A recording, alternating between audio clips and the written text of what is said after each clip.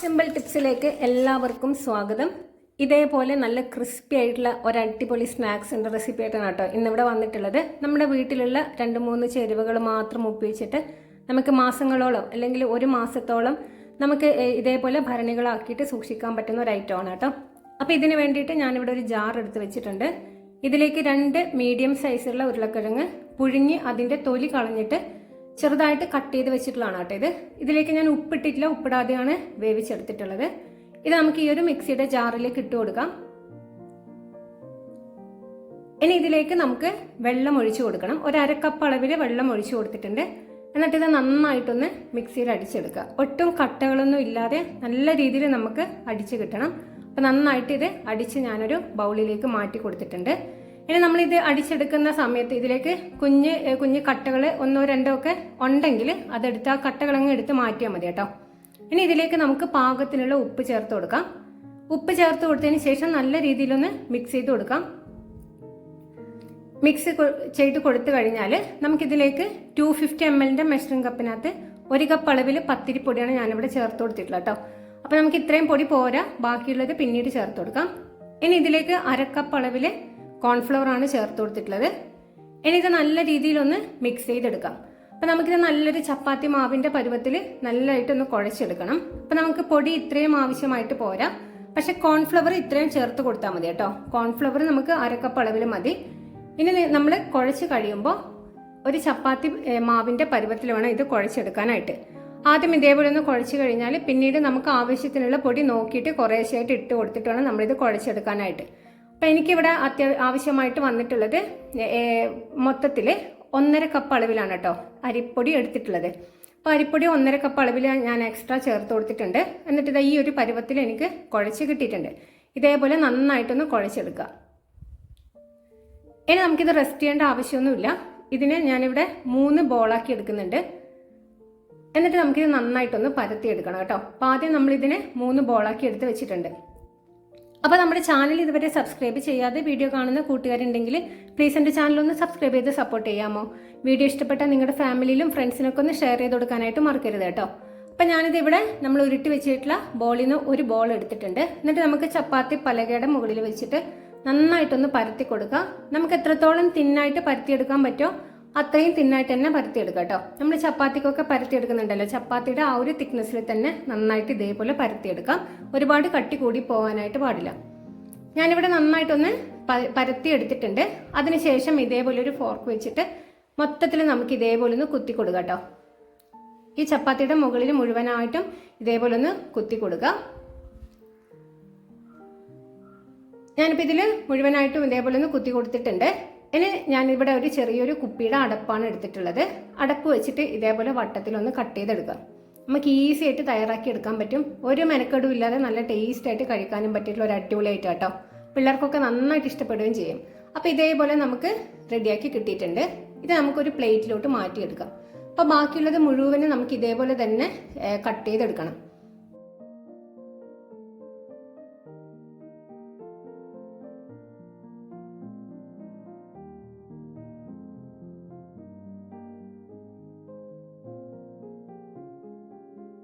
ആദ്യത്തെ ചപ്പാത്തി ഞാൻ ഇതേപോലെ കട്ട് ചെയ്തെടുത്തിട്ടുണ്ട്. അപ്പോൾ ഇതേപോലെ നമുക്ക് ബാക്കിയുള്ളതും കൂടെ കട്ട് ചെയ്തെടുക്കാം. അപ്പോൾ നമ്മൾ കട്ട് ചെയ്ത് കഴിയുമ്പം ഇതേപോലെ അതിൻ്റെ ബാക്കി കാണുമല്ലോ, ഇത് നമുക്ക് ഉരുട്ടിയിട്ട് ഈ ഒരു ഷേപ്പിലാക്കിയിട്ട് വീണ്ടും കട്ട് ചെയ്തെടുക്കാം കേട്ടോ. അപ്പോൾ ഞാനിത് മുഴുവനും ഇതേപോലെ ഷേപ്പ് ചെയ്തിട്ട് വന്നിട്ടുണ്ട്.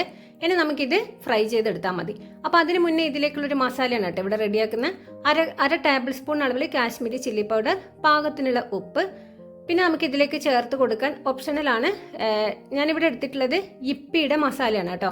അപ്പം നിങ്ങൾക്ക് വേണമെന്നുണ്ടെങ്കിൽ മാത്രം ചേർത്താൽ മതി. ചിലർക്ക് ഈ ഒരു മസാല ഉപയോഗിക്കുന്നത് ഇഷ്ടമുണ്ടാവില്ല. അങ്ങനെയാണെങ്കിൽ ഈ ഒരു മസാല ഉപയോഗിക്കണമെന്നില്ല. നിങ്ങൾ ഉപ്പും മുളക് പൊടിയും മാത്രം ചേർത്ത് കൊടുത്താൽ മതി. വേണമെന്നുണ്ടെങ്കിൽ ചാറ്റ് മസാല കയ്യിലുണ്ടെങ്കിൽ ചാറ്റ് മസാലയും കൂടെ ആഡ് ചെയ്തിട്ട് ചേർക്കണമെങ്കിൽ കുറച്ചുകൂടെ ടേസ്റ്റ് ഉണ്ടാവും. അപ്പോൾ അതിൽ നിന്ന് ഒന്നുകൂടി ടേസ്റ്റ് കിട്ടാൻ വേണ്ടിയിട്ടാണ് ഞാൻ ഈ ഒരു യിപ്പി മസാല കൂടെ ഇതിലേക്ക് ചേർത്ത് കൊടുത്തിട്ടുള്ളത്. അപ്പോൾ ആ ഒരു മസാല കൂടെ ചേർത്തിട്ട് നന്നായിട്ട് ഇതൊന്ന് മിക്സ് ചെയ്ത് കൊടുക്കാം കേട്ടോ. യിപ്പിയുടെ മസാല ചേർത്ത് കൊടുത്താൽ നമ്മൾ ഇതിലേക്ക് കുറച്ചുകൂടെ ഉപ്പ് ചേർത്ത് കൊടുക്കണം. അപ്പം നല്ല രീതിയിൽ ഇതേപോലെ ഒന്ന് മിക്സ് ചെയ്തിട്ട് നമുക്കിത് അങ്ങോട്ട് മാറ്റി വെക്കാം. ഇതിപ്പോൾ ആവശ്യമില്ല കേട്ടോ. ഇനി ഇത് ഞാനിവിടെ കുറച്ച് വെളിച്ചെണ്ണയാണ് നന്നായിട്ട് ചൂടാകാനായിട്ട് വെച്ചിട്ടുള്ളത്. വെളിച്ചെണ്ണ നന്നായിട്ട് ചൂടായി കഴിയുമ്പോൾ നമുക്ക് ഇതേപോലെ ഓരോ സ്നാക്സ് എടുത്തിട്ട് ഇതിലേക്ക് ഇട്ട് കൊടുക്കാം. ഒരുപാട് സ്നാക്സ് ഒന്നിച്ച് വറുത്ത് കോരി എടുക്കരുത് കേട്ടോ. ഇതിനെ നമുക്ക് തിരിച്ചും മറിച്ചൊക്കെ ഇടാനുള്ള ഒരു സ്പേസ് കൊടുത്തിട്ട് വേണം ഇതിലേക്ക് സ്നാക്സ് ഇട്ട് കൊടുക്കാനായിട്ട്.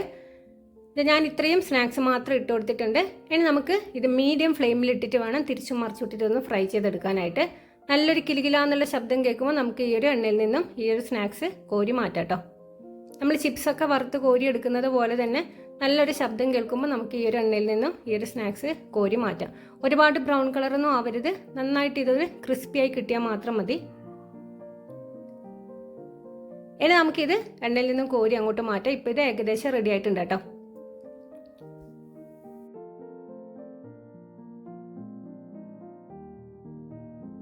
അപ്പോൾ ഞാനിത് ഇവിടെ മുഴുവനും ഫ്രൈ ചെയ്ത് കോരി എടുത്തിട്ടുണ്ട് കേട്ടോ. അപ്പോൾ ഇതേപോലെ നമുക്ക് ബാക്കിയുള്ളത് മുഴുവനും ഫ്രൈ ചെയ്ത് കോരി എടുക്കാം. നിങ്ങൾക്ക് വേണമെന്നുണ്ടെങ്കിൽ നല്ല വട്ടമുള്ള പാത്രത്തിൽ കുറച്ച് കൂടുതൽ എണ്ണ എടുത്തിട്ട് കൂടുതൽ സ്നാക്സ് ഇട്ട് പെട്ടെന്ന് തന്നെ വറുത്ത് കോരി എടുക്കാം. അപ്പോൾ അതല്ലാന്നുണ്ടെങ്കിൽ ഞാനിവിടെ കുറച്ച് എണ്ണ എടുത്തിട്ട് കുറച്ച് കൂടുതൽ സമയം എടുത്തിട്ടാണെങ്കിലും മുഴുവനും വറുത്ത് കോരി കേട്ടോ. ഈ ഒരു എണ്ണയിൽ തന്നെ വറുത്ത് കോരിയിട്ടുണ്ട്. ഇതങ്ങനെ ഒരുപാട് എണ്ണയൊന്നും കുടിക്കൂല കേട്ടോ, ഒരുപാട് നല്ല ഒട്ടും എണ്ണ കുടിക്കൂല. അപ്പോൾ ഇതേപോലെ ഞാനിത് ഫുള്ള് ഇവിടെ വറുത്ത് കോരി എടുത്തിട്ടുണ്ട്.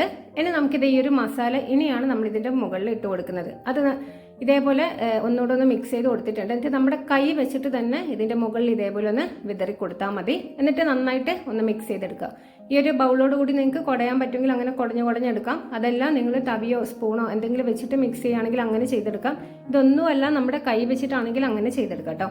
അപ്പോൾ ഞാനിവിടെ കൈ വെച്ചിട്ട് തന്നെ ഒന്ന് മിക്സ് ചെയ്തെടുത്തിട്ടുണ്ട്. കാരണം ഇതിൽ ഇത്തിരി കൂടുതലായി പോയിട്ടുണ്ട് ഈ ഒരു ബൗളിലേക്ക് ഇട്ടപ്പോൾ.